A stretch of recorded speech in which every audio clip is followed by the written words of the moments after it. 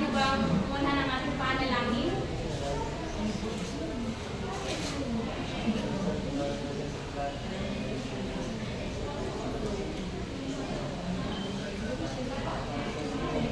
Bago kayo upo, ayusin niyo muna yung mga upuan at ipunot ang mga basura sa paglalagay ng mga bitaw ng basura.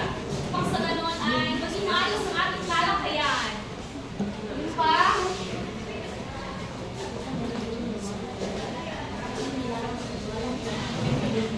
maaari na kayo magsiupo. Maraming salamat. Magandang umaga sa inyong lahat. Kumusta ang inyong umaga? Sige, Kapchan, gutom, ano pang naging nararamdaman? Masaya. Iba't ibang emosyon ang inyong nararamdaman ngayon. Ngunit, tiyak kong sa umagang ito ay magiging mas ma-energize pa kayo kasi mayroon na tayong panibagong talakayan. Pero bago tayo magtungo sa ating talakayan ay ibabahagi ko muna sa inyo ang alituntunin sa silid-aralan. So, ito ang ating mga alituntunin. Maalam nyo bang basahin? Tahimik kong maaari na nagsasalita. Igalang ang guro at kaklase. Kumilos ng maayos. Laging handa. Oras ay kahaladaan. Oo, yan ang ating mga alituntunin at dapat ang mga alituntunin ito ay masunod upang sa ganun ay maging masagana at maging maganda ang ating talakayin ngayon. Kaya okay ba sa inyo? Okay, maraming salamat. At bago yan, ay ibabahagi ko muna sa inyo ang aking mini estasyon ng gantimpala ni Binibining Abuso. So, kapag kayo ay sasagot at nagbibigay ng partisipasyon, so ang partisipasyon na yan ay kikilalanin natin sa pamamagitan ng magbigay ng mag-click, ngunit siya ako ikakagalak ng inyong puso sapagkat galing ito sa puso ko. Intindihan ba yun? Sa lahat, kung ikaw ay sasagot, bibigyan kita ng gantimpala. Malinaw ba? Okay? Bago natin simulan ang ating talakayan, is babalikan muna natin ang mga aralin na ating kinalakay nung una nating pagkikita. Ano rin ang ating kinalakay? Akademikong pagsusulat. Ang Pangalan. pangalan. So, mayroon ba sa inyo dito makakabahagi kung ano ang pangalan? Pinipiling Justin Maripang. Ang pangalan po ay salitang ngalan ng tao, hayop, o lugar.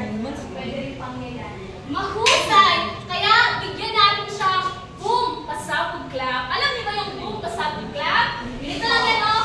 1, 2, 3, 1, 2, 3, boom, pasabog. Ituro niyo lang kung sino nakasagot. Malinaw ba? Sige, 1, 2, 3, go. 1, 2, 3, 1, 2, 3, boom, pasabog. Ganun lang.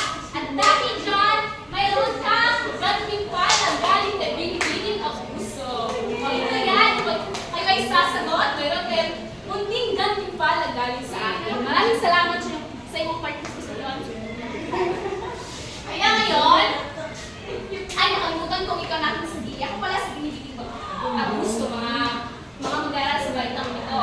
Ngayon, bago talaga natin ganap na tatalakay ng ating panibagong talakayan, ay mayroon muna ako isang maikling laro. At sa pamamagitan ng laro na ito, ay malalaman ninyo kung anong panibagong talakay natin tatalakayin ngayon. Malinaw ba yan? Ang laro nito ay tatawagin natin galaw mo, sagot mo. Mayroon lang isang mag-aaral na gagalaw at sa pamamagitan ng kanyang galaw ay ibabahagi ninyo kung ano yung makikita. Malinaw ba yan? Binibining Rosales, mali ka bang kumalik ka sa harap? Bubunot lamang siya ng katawagan itong card ng galaw. So bubunutin niya at ang kanyang mabubunutan ay gagalawin niya. At sa pamamagitan ng galawin niyo ay malalaman ninyo kung anong sagot. Malinaw ba? Okay, simulan na natin. Bunot ka lang isa. Ang larong ito ay paunahan. Kung sino ang unang makasagot, siya ang mananalo. Mausa, malinaw ba? Okay. Okay, ngayon ay ibabahagi na ni Binibining Rosales kung ano ang kanyang nabunod. Ano sa tingin niyo ang galaw na yan? Mahusay!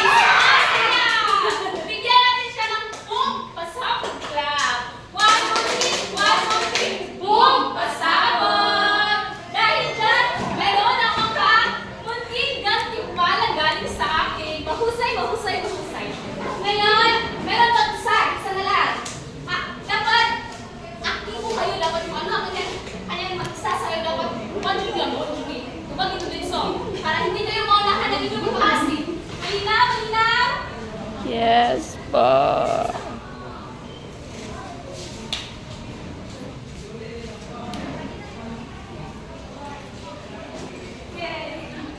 Ano kayang galaw mo yan?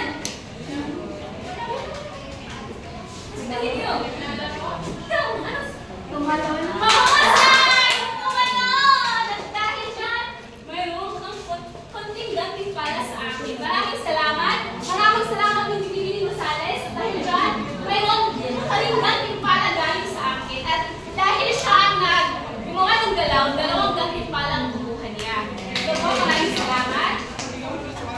So, ngayon, sa ginawang mga galaw ni Binibini Rosales, meron na ba kayo idea kung anong manipang tatalakay natin ngayon? Pero di ba? Mga galaw na kanyang binigay, ano kayang ibig sabihin nito? Ano ang nabahagi nyo? Sapagkat ang galaw na yun ay konektado sa pamagat na ating tatalakayin ngayon. Tumayo. Ano sa tingin mo ang ating tatalakayin ngayon? Tungkol sa pandiwa at Mahusay! Bigyan siya ng buong pasabog club! Buong pasabog! At dahil dyan, meron ka namang gantimpala! Maraming salamat. So, tama ang kanyang binika. Ang ating tatalakayin sa umagang ito ay ang pandiwa at aspeto nito. Ano kaya ang pandiwa? Meron ba kayo idea kung ano ang pandiwa? Pandiwa, sa binigay na sa larong ginawa natin kanina, nandoon na ang kahulugan ng pandiwa. Ano kaya? May kang kaya? Mahusay! Bigyan siya ng buong pasabog club!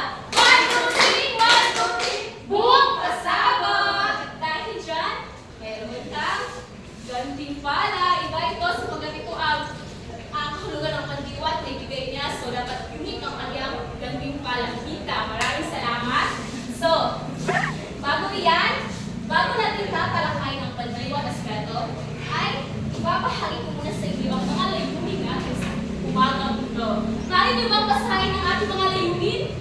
sa pagkakataon na aralin ang mga pag-aaral ay naasahang natutukoy ang pandiwa at aspeto nito, napahalagahan ang pandiwa at aspeto nito, nakakaroon ng pangusap gamit ang aspeto ng pandiwa. Oh, iyon ang ating mga layunin. Yun ang ating dapat makuha sa aralin na ito. Natutunan ninyo kung ano ang pandiwa at nakagawa kayo ng sarili ninyong mga aksyon gamit ang pandiwa. So, tumungo na tayo sa ating formal na talakayan. Ano kaya ang pandiwa? Tama ang pinagkitan binibini? Mari niyo bang basahin? Pandiwa ay isang bahagi ng pananalita na nagsasaad ng kilos o galaw ng isang tao. O, di ba? Base sa binahagi ni Binibini Rosales Minan, nakikita ninyo na gumagalaw siya at tumatalon, tumatakbo, ginagamitan ng aksyon. Yun ang pandiwa, binibigyan natin ng aksyon. Naintindihan na ba? Wala namang tanong? Opo. Kaya dumako naman tayo sa aspeto ng pandiwa. Ano kaya ang aspeto? Mayroon akong mga larawan dito at ang bawat larawan nito ay konektado sa kung ano-ano ang mga aspeto. Mari ba ilarawan kung ano ang inyong nakikita sa larawan na ito? Ang ginagawa ng bata. Basta masaya. Pumasok. Mahusay, kumain! At dahil dyan, bigyan ko kayo ng 1, 2, 3, 1,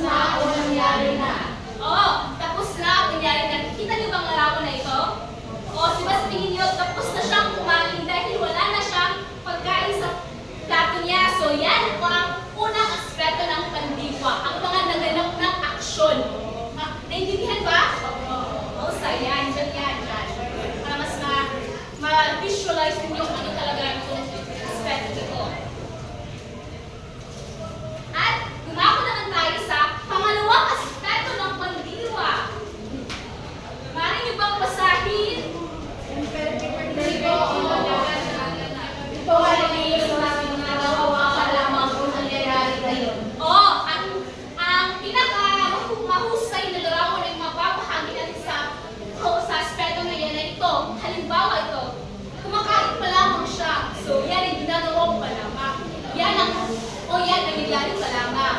Naiintindihan ba? Wala bang katanungan kayo dyan? Sino ba kayo katanungan? Ano ulit ating perspektibo? Mahusay mga kilos na nagaganap pa lamang. So, dumako na tayo sa huling aspekto ng pandiwa. Ano yung ibang masahin? Ito ay kilos na gagawin pa lang sa susunod. Oh, nakikita niyo ba sa larawan na ito? Pumapalakpak pa lamang siya. Ang ibig sabihin eh, kakain pa lamang siya. So, yan ang magaganap pa lamang, gagawin pa lamang ang pagkain. Naintindihan ba? Mahusay. At dahil dyan, ngayon ay pipili ako ng isang mag-aaral at maaaring mag-ibahagi kung ano ang sa tingin mong natutunan kung ano ang pandiwa. Binibini, maaari ka bang tumayo? Sa iyong sariling salita. Sa iyong sariling opinion, sa iyong pagkaintindi sa aking tinalakay kanina. Ang pandiwa po ay ginagamitan ng galaw o katawan ng tao. Mahusay! Bigyan siya ng boom! Sabot ka! 1, 2, 3, 1, 2, 3, boom! Pasado!